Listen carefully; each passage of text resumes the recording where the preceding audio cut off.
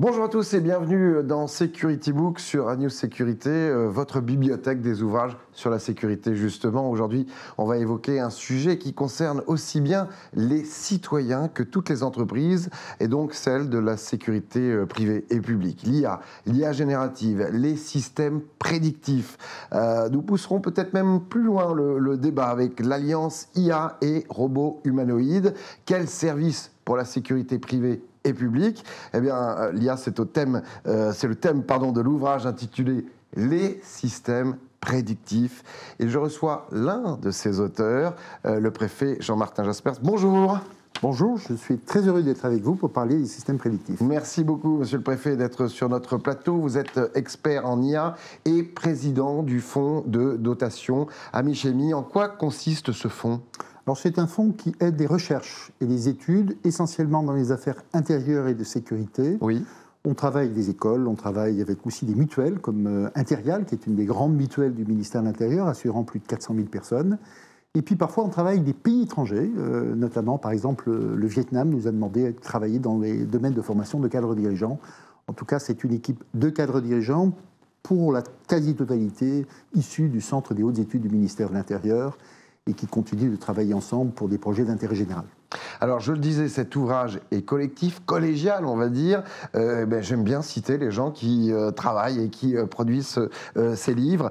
Donc, Alexis Mignon, Anne Boyer, Véronique Belloulou, Mahfouz Simonsari et Ménoël Adja, si je ne me suis pas trompé, la Dream Team pour ce livre. Alors, ce qui nous intéresse et ce qui intéresse nos téléspectateurs et nos acteurs de la sécurité privée qui nous regardent, comment ça se construit un système prédictif ? Alors, ce système prédictif, d'abord, il faut une idée. Dans quel domaine on va le faire. Après, il va falloir commencer à faire travailler des groupes de travail ensemble, mélangeant des data scientists, des cadres de l'entreprise, pour essayer de savoir si on a une data propre. Il faut faire un cahier des charges nécessaire. Qu'est-ce que ça produit ? Et après, tout démarre sous forme de POC. Dans un projet, il faut rassurer tout le monde, l'intelligence artificielle ne représente, pour ce qui concerne les data scientists, qu'entre 15 et 20% d'un projet. D'accord. Tout le reste est juridique, interne, à la portée de non-scientifiques. Okay. Et notamment, la phase la plus importante, c'est celle des tests. Est-ce que ça marche, si ça ne marche pas ? Quels sont le niveau de risque ? Voilà, il faut en moyenne 6 mois pour faire un projet, pour vous donner un ordre de grandeur. Ça peut aller plus vite quand on a les équipes rodées prêtes. Ouais. Ça peut être plus longtemps, sur une année, lorsqu'on n'a pas tout à fait la data, qu'il faut tout démarrer, ou quand dans l'équipe, il y a des gens faiblement expérimentés. Est-ce qu'on peut dessiner un schéma, justement, de ce cahier des charges de façon assez précise ? Oui, tout à fait. Donc, c'est le tableau que vous voyez figurer 6 juin. Ouais. Ce schéma vous montre les 6-7 étapes. Je ne vais pas les commenter puisqu'elles s'affichent, mais ça nous permet de suivre, comme dans quasiment n'importe quel projet informatique. Ouais. L'IA, c'est de l'informatique, tout simplement, l'informatique avancée. C'est souvent un langage, c'est le Python, comme le grand serpent, qui est le langage dominant. Et puis les gens utilisent des algorithmes qui sont dans des banques d'algorithmes, et puis les assemblent. Ouais. Et puis il y a quelque chose de tout à fait neuf, c'est l'IA générative dont vous parliez tout à l'heure, où ChatGPT 4 vous permet de produire du code. C'est-à-dire qu'on parle quasiment en langage naturel, et ce qui sort, c'est du code. Bien entendu, ce n'est pas aussi simple que ça à la fin. Il faut quand même un data scientist qui va assembler l'ensemble. Il n'aura pas besoin de vérifier, il va juste assembler. Il va vérifier, et surtout, les vérifications sont aujourd'hui une donnée clé, puisque, comme vous le savez, nous venons de voter la loi européenne pour l'intelligence artificielle. 5 années de travail, des milliers de personnes qui ont travaillé ensemble, énormément de pression d'ailleurs des ministères de l'Intérieur, parce qu'au départ, on a découvert que la sécurité était une activité à haut risque. Nous pensions simplement protéger les citoyens, et puis d'un seul coup, on s'est retrouvé parmi ceux qui étaient dans la catégorie à haut risque. Alors, je vous rassure, la médecine l'est aussi, l'éducation l'est aussi, les autres services publics ce sont aussi. En gros, le législateur européen a fait tout ce qu'il pouvait pour créer une IA de confiance qui protège les citoyens. Et c'est la meilleure législation au monde et qui aura un impact d'extraterritorialité, puisque celui qui veut accéder au marché des 450, 500 millions d'Européens va devoir avoir des normes CE, comme dans beaucoup de domaines, les jouets par exemple, ce qui paraît normal. En gros, on a aussi des choses qui ont assuré la sécurité du transport aérien qu'on retrouve sur place, donc tout doit être certifié. en continu, et surtout, tout doit être déclaré.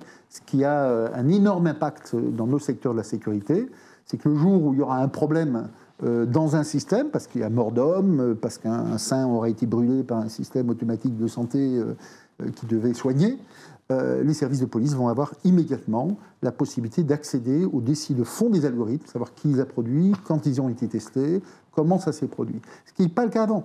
Un des grands dangers que nous avions avant, c'est que l'intelligence artificielle fonctionnait sans donner les moyens aux forces de sécurité de trouver la base. Bien entendu, il ne va pas suivre ça en continu, mais en cas de problème, aujourd'hui, le continent dans lequel on sera le mieux protégé au monde pour l'intelligence artificielle, c'est l'Europe. Et la France a joué un rôle clé, vous le savez, dans cette nouvelle loi européenne. Donc il est nécessaire que ce schéma du cahier des charges soit le plus précis possible. Alors le cahier des charges doit être précis. Donc quel est l'objectif à atteindre, comment va fonctionner ce use case, d'où vient la data. Et puis surtout, il faut de la donnée de qualité. Si vous fabriquez de l'intelligence artificielle avec des données qui sont pourries, des capteurs qui ne marchent pas, des données humaines qui auront remonté avec plein de fautes, votre IA sera pourrie. Bien sûr. Voilà. La donnée, c'est l'or noir un petit peu. C'est l'or blanc, je dirais. Et donc, cette donnée, elle existe énormément dans le secteur de la sécurité privée. Bien sûr. La sécurité privée, avec ses 180 000 et plus d'agents en France, collecte des données. Aujourd'hui, de mon point de vue, ne les valorise pas assez. Mal exploité. Mal exploité. Les data n'ont pas été créés, ou les experts de l'intelligence artificielle ne sont présents dans ce secteur que de manière extrêmement limitée et sur le traitement des images. On va le développer, ça, tout à l'heure. Mais pas suffisamment dans les autres secteurs, dont les systèmes prédictifs. Avant justement de s'attarder plus précisément sur la sécurité privée, je voulais savoir par quoi est conditionné le succès justement de la mise en place d'un système prédictif. Alors, d'abord, c'est la qualité de la donnée, mais on l'a déjà dit. La deuxième chose, c'est la cohérence de l'équipe projet. Oui. Cette équipe fonctionne bien et elle est toujours pluridisciplinaire. Le projet va se passer naturellement. Oui. Il y a des conflits internes, des conflits ou des incompétences internes, ça ne va pas fonctionner. Troisième chose, c'est bien entendu l'existence de séries temporelles. En gros, c'est quand même largement la stat. Donc comment ça s'est produit par le passé. Il y a un élément très très important, c'est d'aller chercher la mémoire humaine. C'est-à-dire qu'il va falloir faire intégrer dans ce système ce que la mémoire humaine a. Donc quand on a un collaborateur qui part à la retraite, qui a 58, 60, 65 ans, il a dans son cerveau énormément de données. Personne ne lui demande. Et il va falloir intégrer par dialogue humain cette expérience humaine dans un système. Communiquer avec lui pour qu'il alimente. Pour qu'il alimente. Et donc, bien entendu, c'est un modèle mathématique. Ouais. Et ce modèle, il faut le tester. Et en le testant en réel, on va se rendre compte qu'il est capable d'aider les humains. Puisque l'intelligence artificielle, ça va aider les humains. C'est au service des humains. Et là aussi, le règlement européen de l'Union européenne, qui n'est aujourd'hui qu'arrivé à maturité, oblige toujours de placer dans les activités à haut risque tout sous un contrôle humain. Vous pouvez avoir un moteur de spam automatique qui vous gère vos spams. Vous pouvez vendre des chaussettes et des soutiens-gorge avec de l'intelligence artificielle avec un contrôle humain limité. Mais en ce qui concerne le secteur de la sécurité, la règle, c'est que c'est l'humain qui décide, la responsabilité reste humaine, en partie parce que nous ne voulons pas, en Europe, que ce soit des robots qui dirigent les humains. Tout à fait. Et ça, c'est réussi dans ce texte de loi, dont chacun va comprendre l'importance, comme le texte du RGPD, le règlement européen qui a concerné les données personnelles, et qui date déjà d'il y a 6 ans à peu près.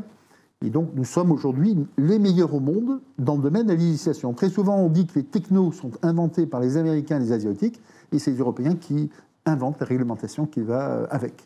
Alors, bien entendu, on a 600 startups dans l'intelligence artificielle en France, on a des programmes de recherche puissants, on a une stratégie nationale qui est une des meilleures au monde, parce qu'elle a démarré en 2017, donc relativement tôt.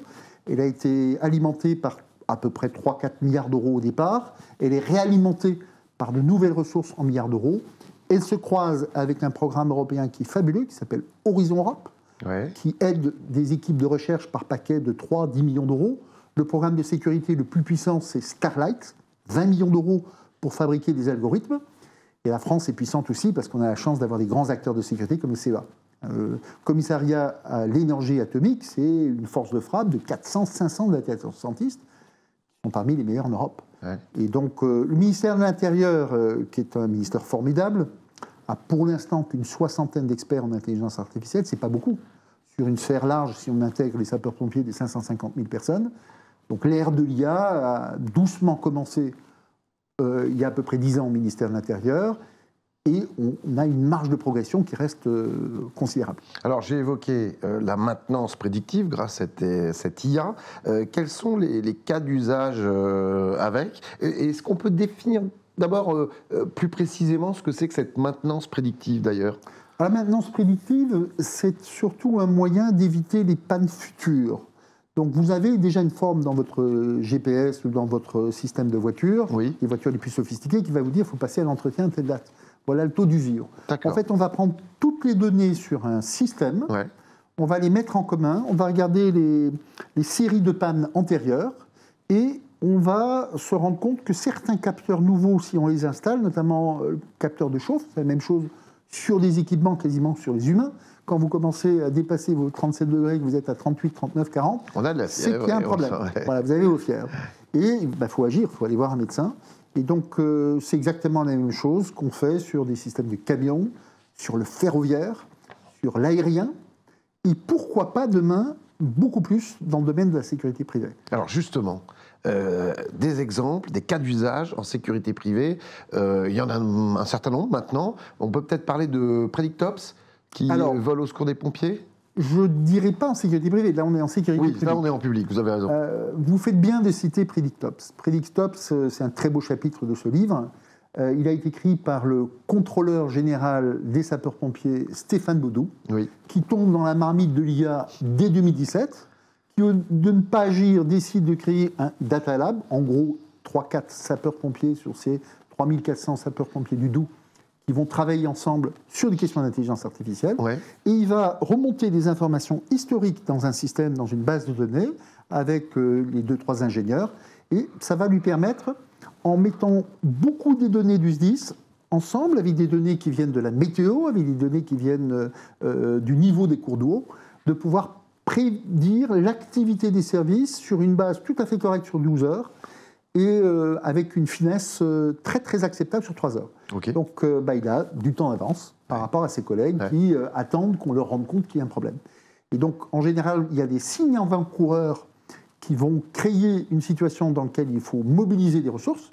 Grâce à Predictops, les sapeurs-pompiers du Doubs sont en avance sur leurs collègues du reste de la France et surtout, ils ont compris que la valorisation des données était importante. Ils y intègrent bien entendu aussi des informations humaines, puisque l'IA ne marche jamais tout seul, le cerveau humain est extraordinairement puissant, et l'IA ne réussit que quand les humains et les robots, les machines, travaillent ensemble. Il ne faut pas avoir peur de l'IA, mais il faut garder le contrôle humain. Ils ont Predictops depuis quand ?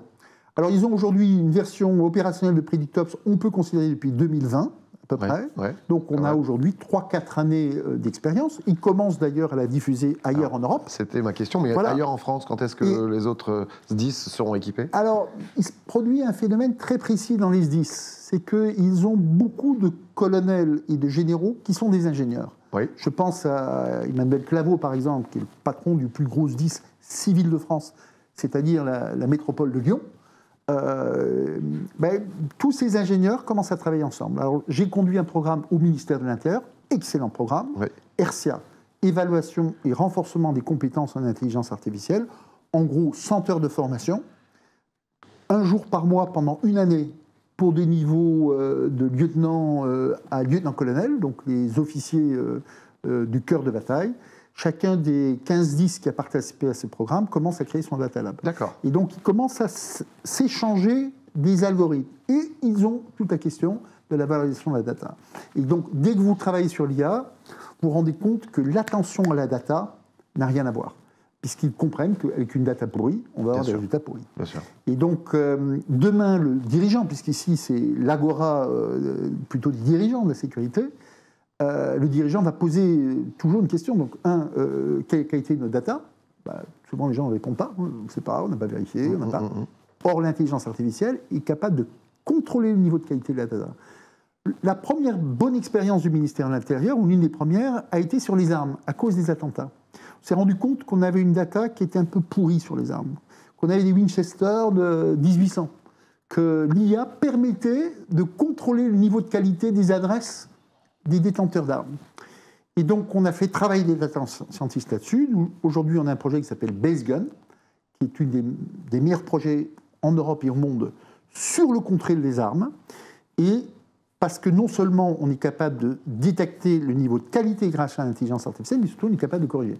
Donc l'IA, quand on la paramètre bien avec un modèle qui intègre l'expérience des humains, est capable de faire de manière répétitive, continue, un travail qu'aucun humain n'est capable de faire, parce qu'une base de données de 3 millions ou de 4 millions d'armes en France, il faudrait mettre 500 personnes pour la traiter. Il nous reste quelques minutes ensemble. Il va falloir qu'on aille à la vitesse de l'IA. Mais je voulais détailler un autre exemple dans le public, encore une fois ici. C'est pour la gendarmerie nationale avec les hotspots ou les zones de chaleur de criminalité qui sont utilisées justement par nos amis gendarmes. Voilà, donc la gendarmerie démarre en 2017-2018. Oui. On appelle ça le secteur de la police prédictive, Ouais.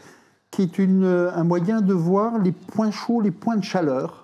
Bien entendu, le commandant de brigade qui est sur le terrain n'a pas besoin. Lui, il sait quand ça chauffe. Il sait ce qui se passe quand il y a un méthodo. Il a 30 ans de métier en tant que major de la gendarmerie nationale.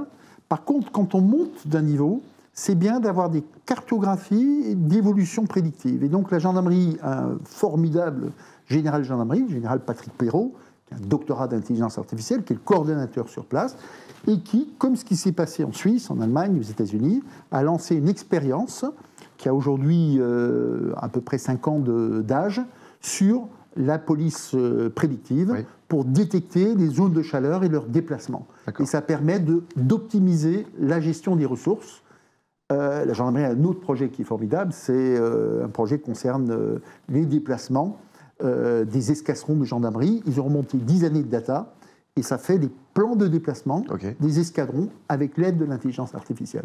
C'est une des premières forces au monde aujourd'hui en qualité de maîtrise de l'intelligence artificielle. Alors, justement, donc on voit que ça se développe au niveau de nos forces de sécurité publique.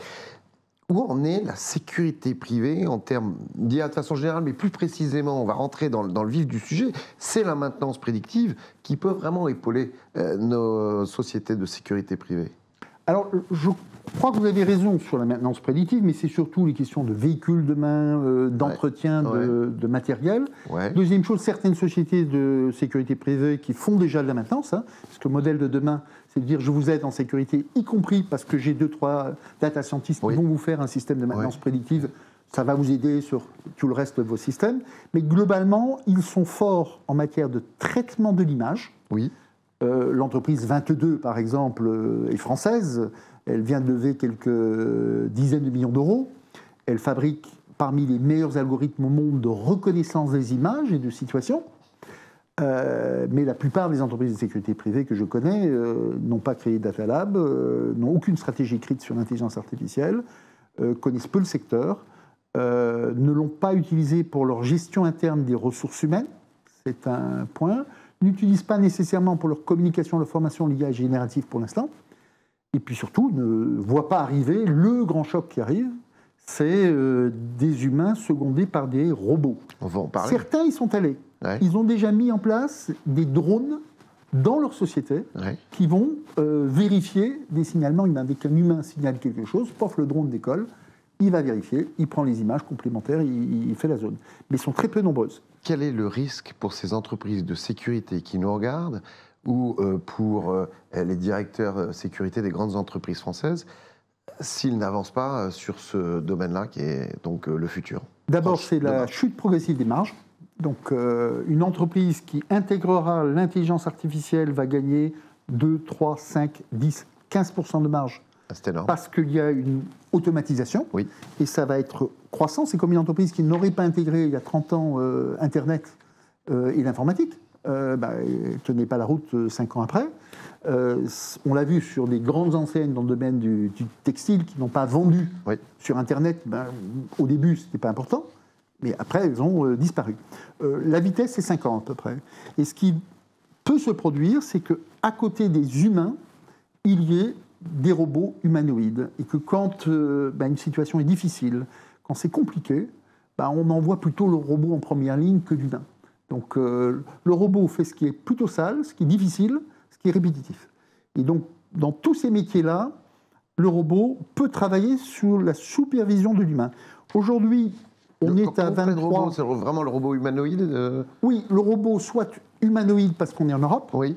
soit le robot un peu rustique, oui. Oui. de type singapourien que vous voyez apparaître à l'image maintenant. Ce sont des images que je viens de ramener de Singapour. Ben, c'est un robot qui roule devant un hôtel 5 étoiles, qui garde la terrasse et qui détecte les personnes et qui peut entrer en dialogue avec les personnes qui sont en situation désagréable. Mon sentiment, c'est que les robots vont demain sortir un coût de fabrication qui va se situer entre 15 000 et 30 000 euros, à peu près. Ils vont avoir un coût de fonctionnement horaire entre 3 et 6 euros. Il faudra éventuellement les doubler, donc on sera à 10 euros de l'heure. Attention, celui qui aura une offre à 10 euros de l'heure et l'autre qui n'aura qu'une offre à 25, il peut de temps en temps perdre son marché. Et un autre aspect, c'est qu'est-ce qu'on fait entre 1h du matin et 6h du matin? Est-ce que dans cette période, les humains qui veulent avoir une vie de famille se font seconder un peu plus par les robots? Qu'est-ce qu'on fait quand il y a une détection d'intrusion? Est-ce que le premier qui va au contact, c'est l'humain, ou l'humain recule de 2 mètres? Bien sûr. Et le premier qui va en contact, le robot. Comme les robots des mineurs. Il nous reste une petite minute, juste pour dire que cet ouvrage collégial a bénéficié d'un appui important du groupe La Poste, et c'était important de le souligner parce qu'il y a une capacité de La Poste justement à épauler les entreprises. Oui, La Poste est une des grosses machines qui a une des meilleures stratégies de transformation numérique. Ils ont racheté une équipe du CNRS qui s'appelle ProBayes. C'est à Grenoble. Ça a été un partenaire extraordinaire pour écrire ce livre, parce qu'il croit au système prédictif. Oui. C'est une centaine de collaborateurs qui ont quasiment tous le niveau doctorat, parce que Grenoble est une des 4 grandes places fortes françaises de l'intelligence artificielle. Et effectivement, je suis extrêmement fier d'avoir pu travailler avec ce partenaire, en tant que préfet au ministère de l'Intérieur, bien entendu, avec des équipes internes. Mais c'est aussi un message à tout le service public. Bien entendu, aujourd'hui, on s'adresse aux entreprises de sécurité. Intéressez-vous à l'IA, travaillez sur les systèmes prédictifs, mais aussi faisons globalement avancer le service privé et le service public ensemble. La bonne nouvelle, c'est que les systèmes prédictifs, cet ouvrage, eh bien, vous sera envoyé, non pas envoyé gratuitement, mais vous allez pouvoir le télécharger gratuitement sur l'adresse qui s'affiche, donc profitez-en, en format très utile, très pratique, qu'on peut transporter avec soi. Merci beaucoup, monsieur le préfet, d'être venu sur notre plateau. Je rappelle juste que 2 autres livres, 2 autres de vos ouvrages vont sortir bientôt. Le premier s'appelle Les Métaverses avec l'avenir des technologies Internet et de réalité virtuelle, sortira à la rentrée de septembre-octobre environ, et un ouvrage historique extrêmement intéressant, Les préfets de la République et de l'Empire romain. Là, ça sera pour fin 2024, début 2025. Merci, monsieur le préfet. Merci beaucoup. Merci à vous de nous avoir suivis. On se retrouve très vite. En attendant, prenez soin de vous. Ciao.